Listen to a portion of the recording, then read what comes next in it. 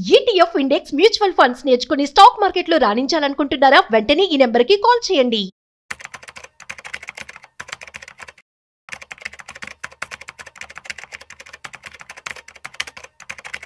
GST 2.0 అంటూ Narendra Modi recent గా independence day రోజు అనౌన్స్ చేయడం జరిగిందనమాట. సో ఏవైతే మనం ట్యాక్స్ GST స్లాబ్స్ కడుతూ ఉన్నామో కైండ్ ఆఫ్ 5% కావచ్చు, 18% కావచ్చు, 12% కావచ్చు, 28% కావచ్చు, వీటన్నిటిని కూడా 2 స్లాబ్స్ గా డివైడ్ చేసి అట్ ది సేమ్ టైం తగ్గిస్తారట. సో దీని కారణంగా పర్టికులర్లీ ఎలక్ట్రిక్ వెహికల్స్ కావచ్చు, ఫర్ ఎగ్జాంపుల్ మనకి కార్స్ కూడా చాలా రేట్స్ అయితే తగ్గుతూ ఉన్నాయట. సో ఏవైతే గూడ్స్ మీరు కొనుక్కుంటున్నారో అట్ ది సేమ్ టైం ఏ గూడ్స్ రేట్స్ తగ్గుతాయో ఇవాళ మనము ఈ వీడియోలో తెలుసుకోబోతున్నాం.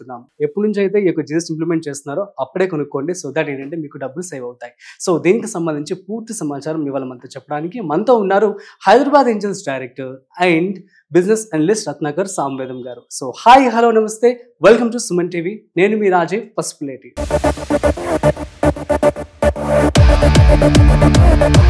Hi sir, namaste. నమస్కారం సార్, జిఎస్టీ సవరణలు, సో జిఎస్టీ 2.0 సో మంచిదే అంటారా? GST 2.0 as per prime minister it is good for common man. So అది మంచిదే వాళ్ళ డెసిషన్. కామన్ మ్యాన్ ఎందుకంటే వాళ్ళు జిఎస్టీ టర్న్ ఓవర్ ఎక్స్పెక్ట్ చేయలేదు. మీరు రోజు పేపర్లో పబ్లిష్ చేస్తున్నారు. Recently they touch around 1,98,000 crores. అవును, వాళ్ళు ఎక్స్పెక్ట్ చేయలేదు ఆ రేంజ్ లో గ్రో అవుతుందని చెప్పేసి.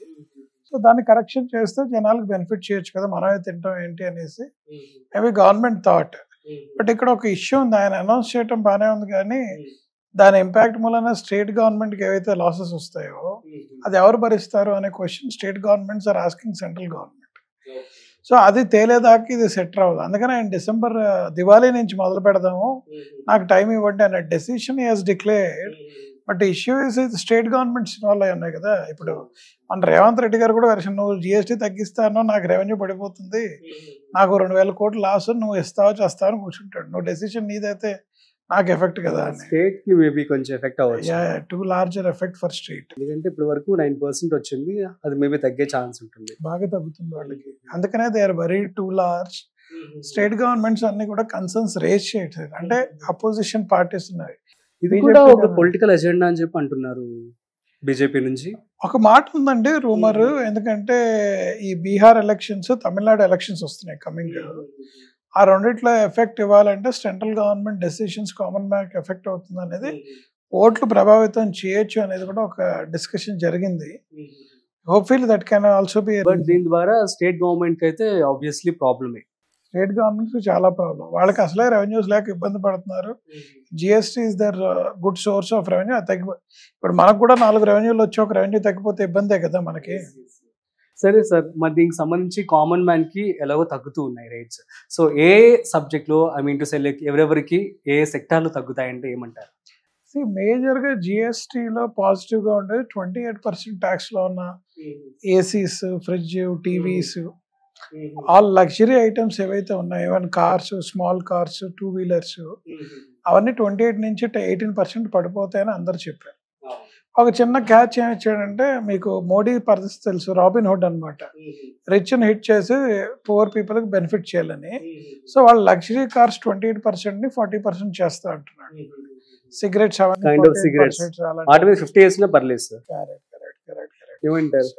దట్స్ ఎ గుడ్ సిచ్యువేషన్ అండి, ఎందుకంటే they can afford to pay.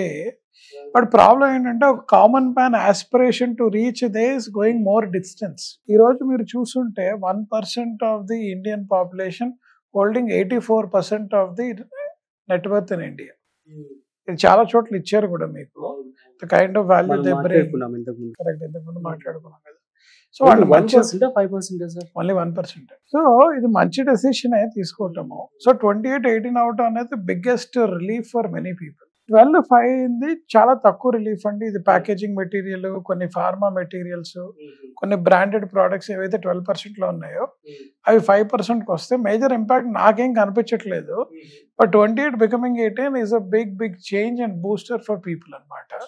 So చాలా మందికి స్టాక్ మార్కెట్లో కూడా చెప్తున్నారు ఏంటంటే, ఈ పర్టికులర్ గూడ్స్ ఉన్న స్టాక్స్ ఇప్పుడు కొనకండి, వాళ్ళ సేల్స్ పడతాయి ఈ క్వార్టర్లో.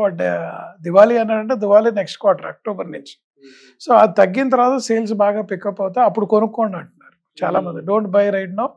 మన textiles, even clothes is at 28% actually.